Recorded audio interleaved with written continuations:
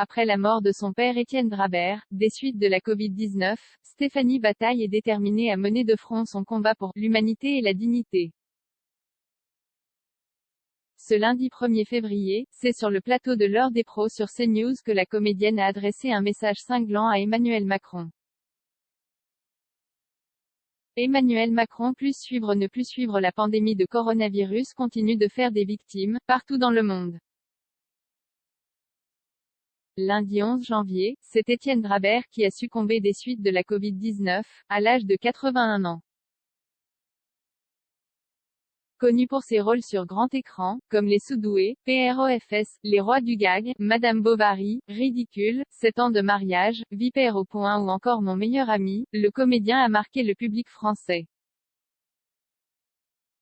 Une nouvelle perte pour le 7e art français, déjà endeuillé par la disparition de Jean-Pierre Bacri. D'autant que ces décès surviennent dans un contexte particulièrement sous tension.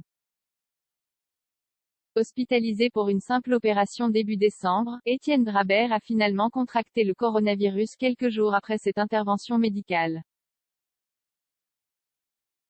Placé en unité Covid, le comédien n'a pu voir ses proches dans les derniers instants de sa vie. Une situation à laquelle ne se résout pas sa fille, Stéphanie Bataille, le chagrin et la colère comme Nicolas Bedos, la comédienne et directrice déléguée du Théâtre Antoine à Paris est envahie par le chagrin et la colère. On l'a revu, juste avant de partir à l'église, dans son cercueil. Je l'ai vu dans l'arrière-salle de la chambre funéraire.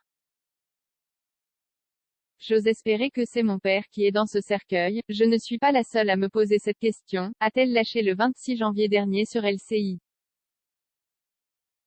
Déterminée à porter son combat jusqu'aux plus hautes sphères de l'État, Stéphanie Bataille s'est adressée au gouvernement dans une tribune publiée dans Le Figaro. Invitée ce lundi 1er février dans l'heure des pros sur CNews, Stéphanie Bataille a une nouvelle fois lancé un message à Emmanuel Macron: « Je veux être reçue par le président de la République. Monsieur Macron, recevez-moi, pas juste confiance. Non, non, il ne faut pas m'hypnotiser, il ne faut pas hypnotiser les Français.